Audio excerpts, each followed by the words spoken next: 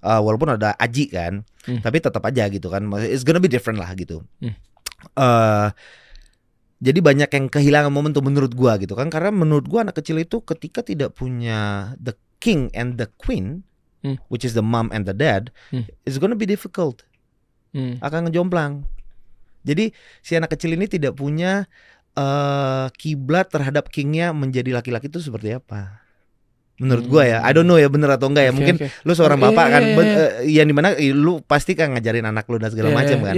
Yang dimana anak lu pasti akan ngikutin lu, ya kan. Sampai nanti dia udah dewasa bisa berpikir secara rasional, ya kan. Nah itu yang menurut gua yang sempat hilang lah dari gua gitu.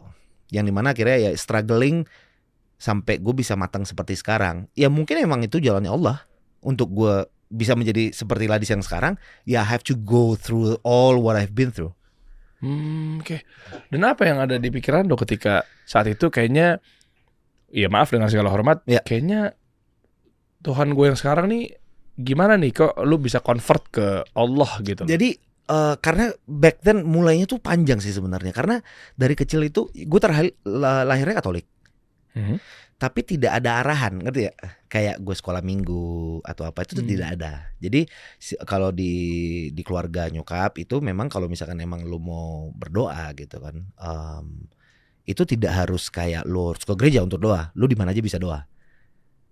Gitu. Jadi nyokap Islam ya? Enggak, nyokap gue Katolik. Katolik. Oke. Di keluarga gue tidak ada yang Islam kecuali gue sama kakak gue akhirnya sampai sekarang. Gitu. Karena tidak ada arahan dan gue gede di Bali, maksudnya kan akhirnya kan kayak dari teman-teman Hindu juga gitu, terus ada juga yang Katolik dan segala macam kan. Tapi dari nyokap ini tidak ada arahan kayak lu sekolah minggu ke gereja, tidak ada pengantaran. Nyokap gue tidak juga ke sana gitu kan, karena emang sistemnya dia dibesarkan dengan ya udah lu kalau mau berdoa di mana aja kan gitu. Terus akhirnya ya udah di situ lah mulai kayak gelisah gitu loh, kayak gimana ya, kayak lo kok ini kadang-kadang gue ke pura, which is nggak ada masalah juga ya, gue ke pura kadang-kadang gue kesini, kadang-kadang gue kesini, akhirnya membuat gue kayak seakan-akan gue kayak anak kecil nih di perempatan, gue lurus nggak bisa, mundur nggak bisa, ke kiri nggak bisa, ke kanan nggak bisa, bingung gue mau kemana, ya muter aja gue di situ tuh, gitu.